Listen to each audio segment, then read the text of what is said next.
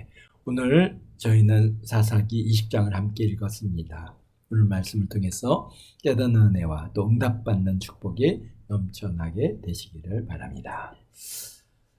이스라엘 백성이 출애굽을 해서 홍해를 건너고 또 광야 생활 40년을 마치고 또 7년의 정복전쟁을 통해서 가나안 땅을 정복하고 각 지파별로 가나안 땅을 갖다 분배하고 정착하여 살기 시작한 지 지금 얼마나 되었을까요? 오늘 사사기 11장 26절을 보면은 사사 있다가 암몬 자손의 왕에게 대답할 때 바로 이스라엘이 헤스본과 어디를 해서 정착한 지 300년이 되었거늘이라고 말씀하시는 것을 봐서 사사 있다가 이제 활동할 때에 그분들이 이제 출애굽을 해서 가나안 땅에 정착한 지 300년이 된 그런 시점이고, 그리고 그 이후에 삼손 사사가 나올 때는 블레셋 40년 동안을 갖다 지배를 받고 또 그런 가운데 이제 삼손이 태어나고 그런 삼손이 또 성장하고 하는 시간들을 갖다가 우리가 생각한다면은 한 60년 더 추가될 수 있겠죠. 그렇게 생각하면 거의 한 400년 정도의 시간이 흘렀다고 우리가 볼 수 있는 그런 시간입니다.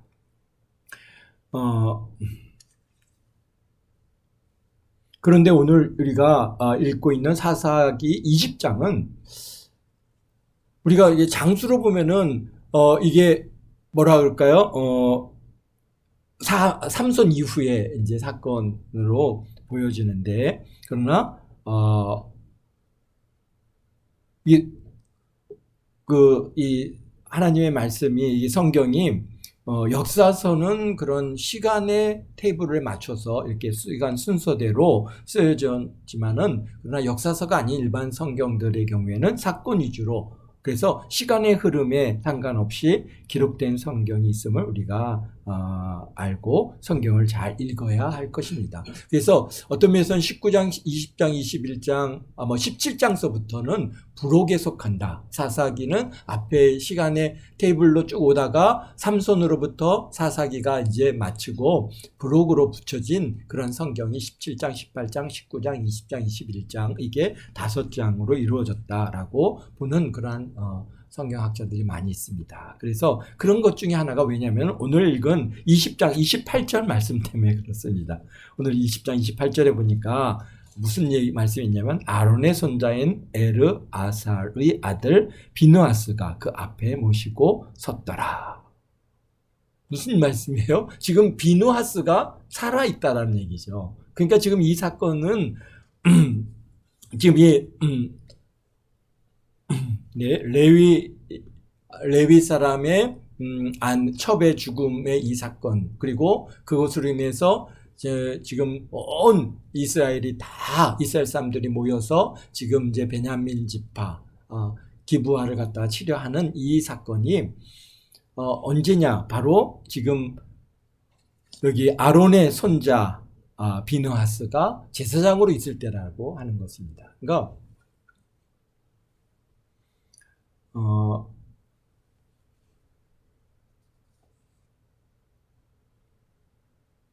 그래서 우리가 이게 주목해야 될 것은 바로 이제 우리 19장 1절, 이 사건이 이루어지기 전에 첫 19장 1절이 이렇게 말씀하십니다. 이스라엘에 왕이 없은 그때에, 이렇게 말씀하시고, 또 21장 맨 마지막 장에 보면은 그때 이스라엘에 왕이 없으므로 사람이 각기 자기의 소견에 옳은 대로 행하였다. 그러니까 이미 어떻다는 거예요? 왕이 없는 시기를 갖다가 지금 살아가고, 그러니까 사사기 내내 이 왕이 없으므로 자기의 소견대로 자기의 소견에 옳은 대로 행하였더라라고 하는 게 큰 주제이거든요.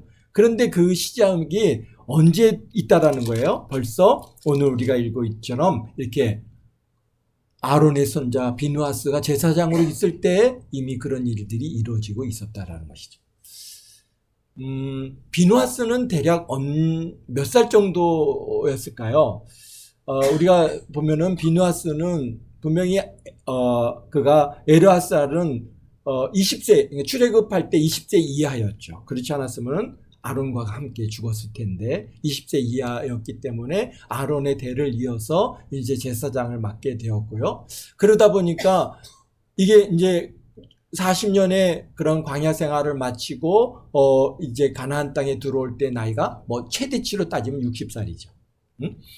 그러니까 60이고 그다음에 25년 동안 그다음에 여호수아가 이제 뭐 거의 30년이죠. 25년 5년의 전쟁을 치르고 그리고 이제 또 25년 동안 그렇게 이제 에브라임 산지에서 살았기 때문에 그러다가 돌아가셨거든요. 근데 그때 엘르아살이 제사장으로 있었고 그때까지는 이제 누가 살아 있어서 엘르아살. 그러니까 그때 나이가 뭐 많아야 한 85세 뭐 아니면은 90세 이 정도 된 나이가 됐을 것이고 그렇다면은 그 사이에 이 광야 생활 중에 비누아스가 태어났죠. 비누아스는 언제 그가 바알볼 바로 이제 이스라엘 백성들이 가나안 땅을 건너기 직전에 이게 2차 인구조사 하기 직전에 무슨 일이 있었습니까? 바알볼에서 모함 여성들과 막 음란을 행하고 그다음에 그들의 그러한 우상에 참여하고 막 이런 일들이 발생해가지고 그 일을 갖다가 누가 비누아스가 가가지고 한 남자와 여자의 창으로 찔러서 그냥 관통을 시킬 만큼 그런 근력이 있을 때거든요. 그러니까 그 당시의 나이로 보면은 대략적으로 20세에서 30세, 그러니까 20대 후반이겠죠. 젊은 나이, 그러니까 힘이 있어야 그 창을 던져서 사람 둘을 갖다 꿰뚫을 수 있지 않겠어요. 그러니까 비누아스가 그 일을 행했으니까 이미 그의 나이는 그때 어땠다는 거예요? 20세 후반, 30세에 가까운 나이였다고 하는 것을 우리가 알 수 있죠. 그러니까 이제 그런 얘기를 하는 이유는 바로 지금 이 사건이 이제 그 아버지 엘르아살이 돌아가시고 나서 비누아스가 이제 대를 이어서 제사장이 됐겠죠. 그러니까 참 많아야 뭐 한 이제 이스라엘 땅으로 가나안 땅에 들어온 지 많아야 한 100년 정도 안팎. 100년도 안 되죠. 왜냐면은 이미 출애굽을 해서 가나안 땅 들어올 때 비누아스가 20세가 넘었다고 보아질 때 보면은 그가 최대치로 잡는다고 해도 한 이 가나안 땅에 이게 정착한 지 한 80년, 뭐 70년, 80년 이 정도 아마 시간이 되었을 것입니다. 그래서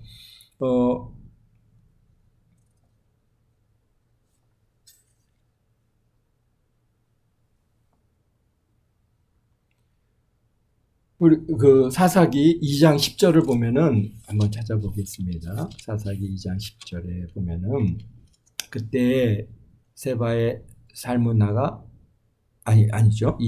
사사기 2장 10절. 네. 2장 10절.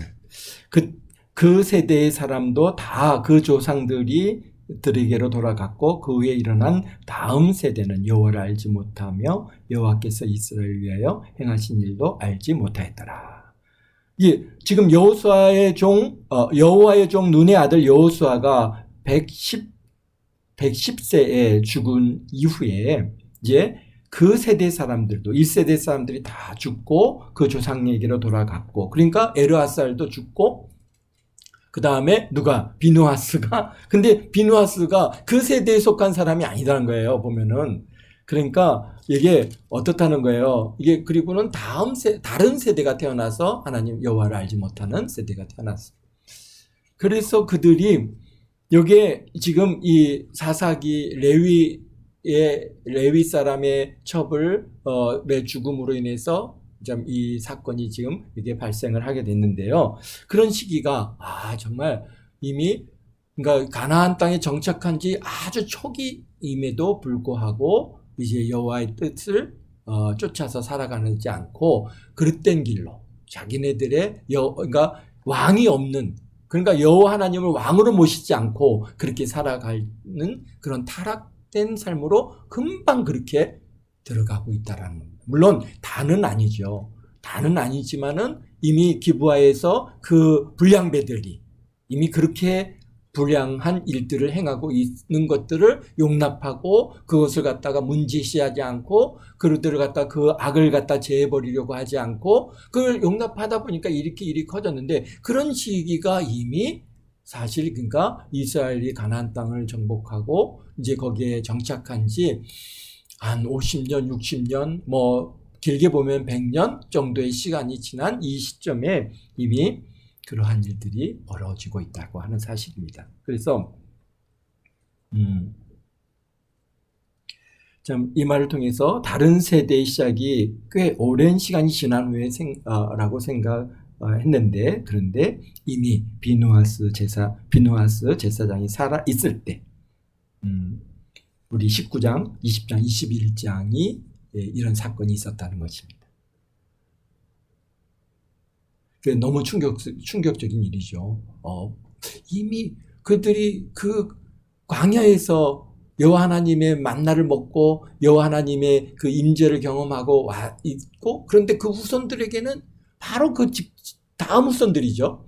후손들에게는 그렇게 전하시지가 않다라는 겁니다. 오늘 우리들도 이렇게 보면은 참 우리 부모의 신앙을 자녀들에게 이렇게 이어가는 이 일이 정말 우리의 뜻같이 우리의 생각같이 되어지지 않고 참 이런 굉장히 그것이 어려운 일이라고 하는 것을 우리가 보면서 금방 우리 세대는 다음 세대는 다 나 같은 은혜를 받고 살아갈 것 같은데 그렇지 않다라는 거예요. 그래서 지금 사사기 20장에도 그러한 상황을 우리가 이해하면은 훨씬 더 그러한 이 말씀의 환경과 그 시대를 우리가 이해할 수 있을 줄로 압니다. 그러니까 사람이 얼마나 쉽게 빠르게 타락할 수 있고 하나님을 떠나서 자기의 소견에 옳다고 생각하는 대로 살아가는 것을 우리가 보게 됩니다. 17장 18장에서 만난 레위인 있죠? 누굽니까? 미가의 집에서 제사장이 되고 단지파를 쫓아가 단지파 제사장이 된 사람이 누굽니까? 바로 모세의 손자 게르솜의 아들 요나단이거든요. 그러니까 지금 이 벌써 손자 때의 요나단이나 여기에 또 그 다음에 아론의 손자인 비느하스 시대나 이 시점이 아주 같은 비슷한 시기에 있다라고 하는 것을 우리가 알 수 있습니다. 그래서 첩의 시신을 또 12조각을 내 이스라엘 전체에 보내고 오늘 미스바에 이스라엘 전체를 다 불러 모았습니다. 이 레위 사람은 누구일까요? 참 궁금합니다. 왜? 아무리 사람의 시신을 갖다가 조각을 내서 불러가지고 모은다고 한들 사실 이게 이스라엘 전체를 모을 수 있는 영향력이 과연 그게 있을까? 아무나 레위 사람 아무나 그런 일을 행한다고 해서 이스라엘의 모든 사람이 이야 세상에 어떻게 이런 일이 있을 수 있어? 그래갖고 내가 한번 일을 갖다가 감히 이런 일을 갖다가 한번 내가 가서 싸워봐야 되겠다라고 그렇게 총동원을 갖다가 할 수 있는 영향력이 과연 있느냐라는 것이죠. 이스라엘 전체를 움직이고 40만 명이라고 하는 사람을 동원할 수 있다는 것은 비록 에브라임 산지에 사는 레위인이라고 하여도 이스라엘 백성 전체를 움직일 만한 그런 영향력이 있어야 할 것입니다. 그래서 많은 성경학자들은 이 사람이 모세의 손자 요나단이 아닐까라고 말씀하시는 것이죠.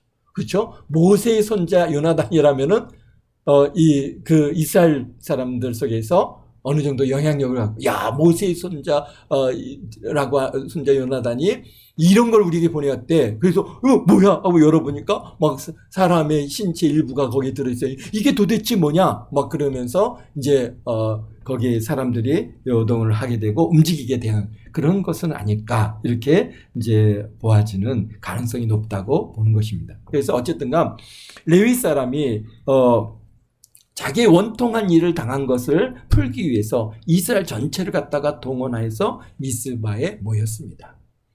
그동안 사사기를 읽어보면서 이스라엘 백성들의 태도는 다른 지파가 어려움을 당해도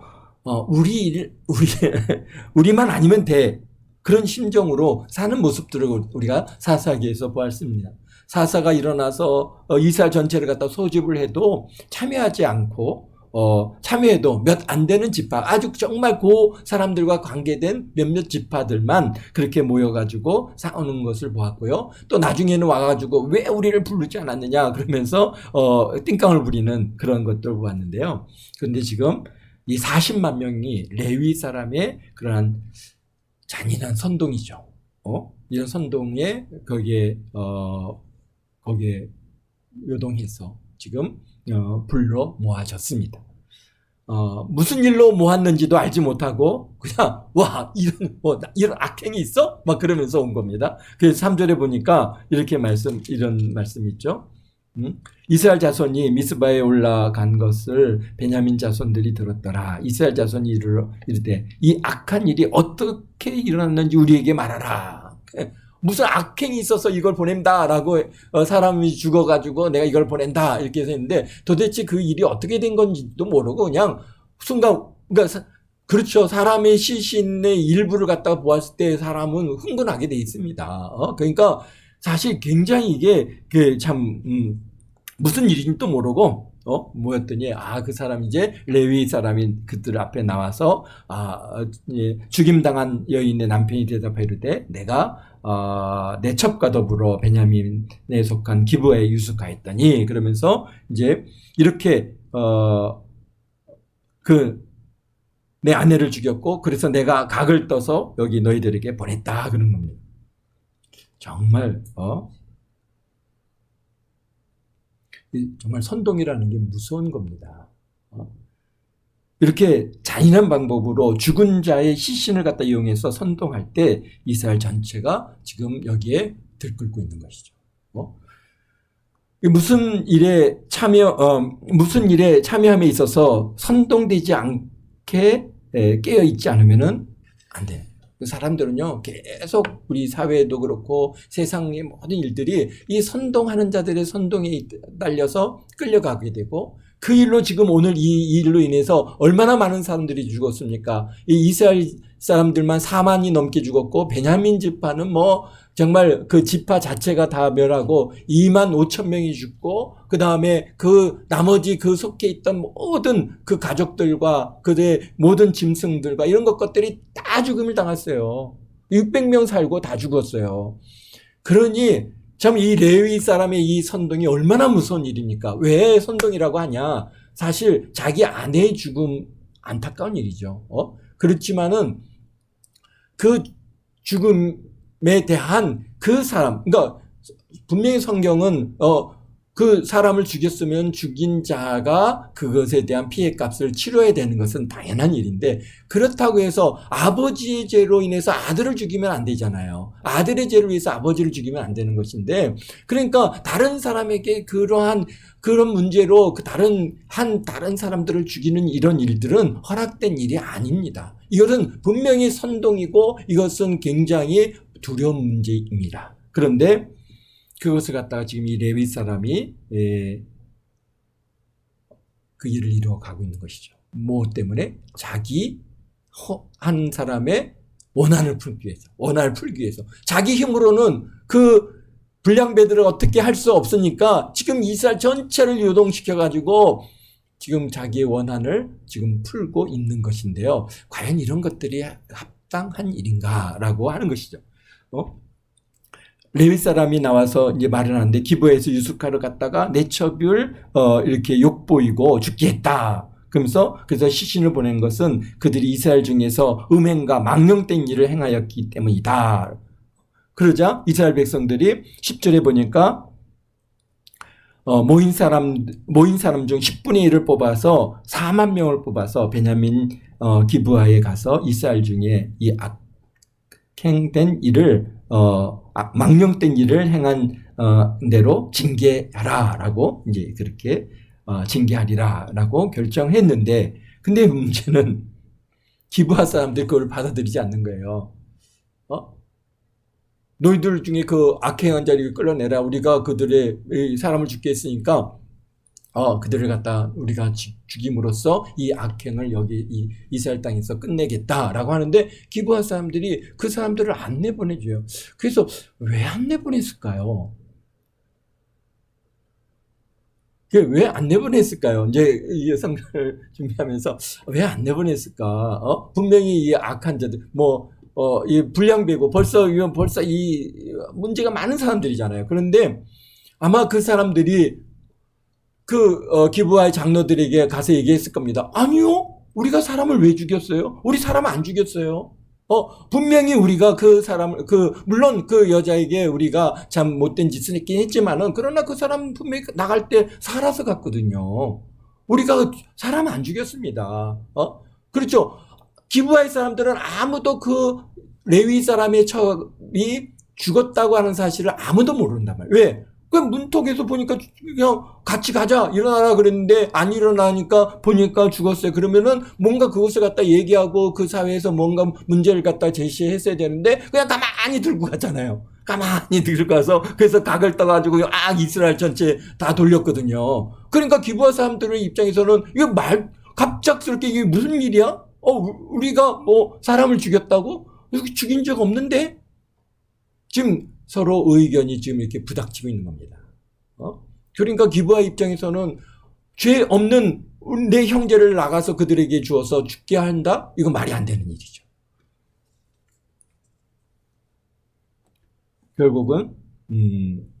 결국 베냐민 지파가 다 동원이 됐어요. 그래갖고 베냐민 지파에서는 여기 보니까 6천 명이 이제 용사들이 나왔고 기브아의 사람들 중에는 700명이 아주 그냥 특출난 그런 돌멩이를 던지는 그런 인물들이 동원이 돼가지고 딱 상대합니다. 와, 이거 아니다. 우리 이 기브아 사람이 그 물론 그 레위 아내가 왔다 간 것은 아는데 그러나 죽이지 않았다. 그러니까 우리에게 이런 요구를 하지 말라. 아마 그렇게 했을 것입니다. 그래서 결국은 이제 그 일로 인해서 이제 이스라엘 자손들이 베델에 올라가서 여호와께 여쭙니다. 18절인데요. 여호와께 여쭈 이르되 우리 중에 누가 먼저 올라가서 베냐민 자손과 싸우리까? 이 질문이 뭔가 좀 이상하죠.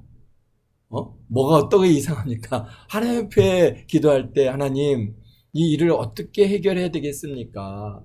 참 이게 우리가 저들이 저렇게 하나님 참 그 사람에 대해서 또 하나님의 악한 자들을 우리가 여기서 멸함으로써 이 땅의 악을 근처해야 되는데 어떻게 하면 좋겠습니까? 뭔가 하나님 앞에 물어야 되는데 그런 묻는 게 아니라 이미 전쟁하기로 결단한 거예요. 결심했어요. 그리고 하나님 앞에 가서 하나님 누가 먼저 올라가서 싸울까요? 그러는 거잖아요. 참 우리들도 그런 일들이 억연하 있지 않은가. 우리가 참 이런 모습을 보면서 나도 내가 먼저 모든 것들을 결정해놓고 하나님 응답해 주세요. 하나님 이거 문제 해결해 주세요.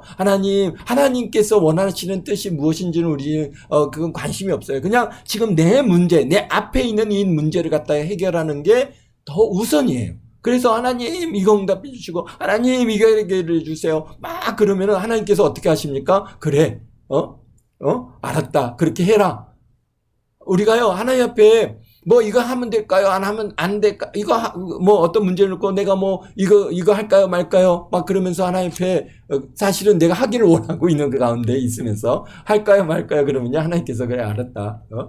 해라. 누가 그랬습니까? 발락이 그랬잖아요. 발락이 그게 제사장인 발락이 이스라엘 갖다가 쫓아갈까요? 말까요? 발람 선지자가 그랬죠? 발람 선지자가 쫓아갈까요? 말까요? 물을 때 하나님께서 가지 말라 하는데도 계속 또 묻고 그러니까 나중에는 가라 그랬잖아요.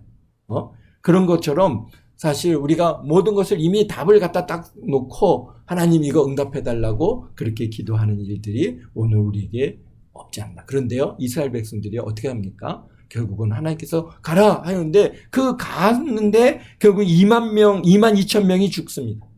베냐민 지파와 싸워서 2만 2천 명이 죽죠. 또 올라갔더니 또 18,000명이 죽습니다. 이게 어마어마한 숫자 아닙니까?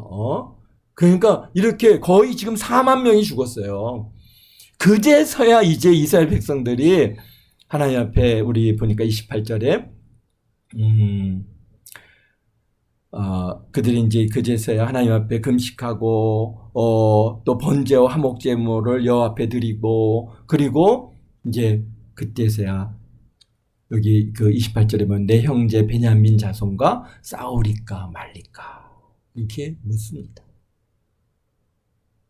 그러니까 이런 순서가 바뀌어진 거죠. 하나님 앞에 먼저 싸울까요 말까요? 사실은 우리 하나님께서 싸우기를 원하셨겠습니까? 그런 문제가 있었는데 저는 강단에 올라올 때까지도 이 문제를 하나님 왜 이런 일을 허락하셨습니까? 왜 이렇게 이런 것들이 이런 역사가 있어야 되는 겁니까? 라고 계속 질문할 때 하나님께서 그 전쟁으로 해결할 문제가 아니다는 것이죠.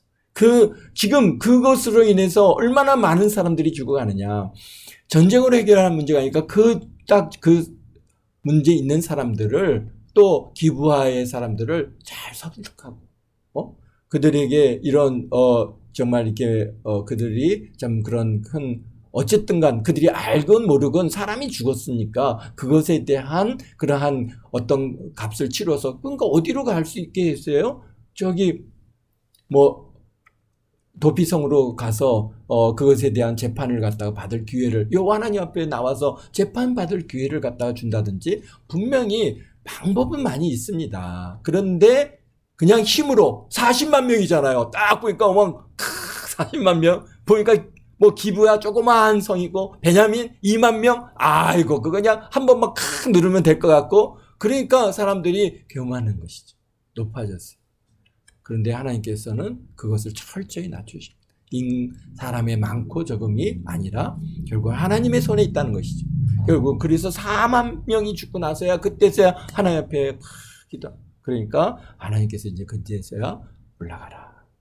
결국은 베냐민 그 지파 사람들이 이제 이스라엘 사람들의 손에 전쟁에 멸하고 그 다음에 죽임을 당하고 심지어는 600명 남고 결국은 여기 이 48절에 보세요. 그렇게까지 해야 될 문제입니까?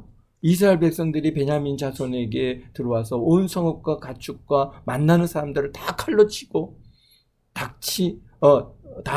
닥치는 성읍은 모두 다 불살라 버렸다. 이게 말이 되는 얘기입니까?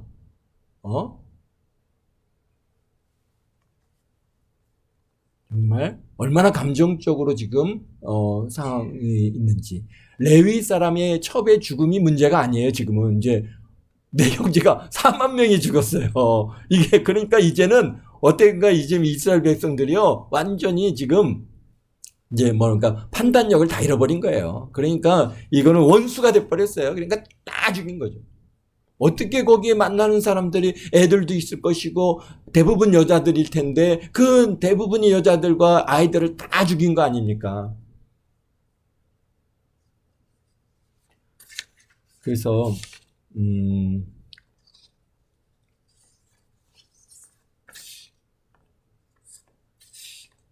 우리가 이 말씀을 통해서 우리가 참 깨달아야 될 것 중에 하나는 뭡니까? 어떤 사람들의 선동, 특히 참 죽은 사람의 시신을 가지고 하는 행위들, 이런 것들은 굉장히 선동일 가능성이 굉장히 높습니다. 그렇기 때문에 우리가 이런 선동하는 거에 부하회동하고 경고망동하고 이렇게 그들에게 끌려가서는 안 돼요. 정말 이게 정말 그것이 사실이냐 아니냐. 분명히 우리가 알고 하나님께서는 정말 이 일에 대해서 어떻게 우리에게 주시는가라고 하는 이 메시지를 갖다 찾으려고 노력을 해야지 정말 이렇게 언제든지 좀 그 선동하는 사람들이 있습니다. 근데 이 선동이 먹혀 들어가요. 언제든지 전쟁을 할 때도 그냥 전쟁하지 않습니다. 뭔가 이 선동하는 사람들이 들어가서 확 선동을 한다고 합니다. 가서 거기 몰래 들어가서 사람을 죽이기도 하고 그러면서 이제 이게 선동을 통해서 거기서 이제 전쟁, 이게 우크라이나 전쟁도 마찬가지죠. 우크라이나 러시아 전쟁도 그게 선동에 우리가 넘어가게 되는 게 참 이게 마음 아픈 일입니다. 결국은 한 레위 사람의 이런 그런 정말 끔찍한 선동에 이 이스라엘 전체가 거기에 끌려 들어갔고 결국은 그로 인해서 몸과 4만 명이 넘게 죽었고 베냐민 지파는 전멸하게 되고 600명만 겨우 살아야 할 그런 엄청난 이러한 불행이 닥쳐왔다. 그만큼 우리가 참 분별력을 가지고 살아가는 것이 굉장히 중요한 시대를 우리가 지금도 살아가고 있습니다. 기도하겠습니다. 거룩하신 아버지 하나님, 참으로 우리 이 시대를 살아가면서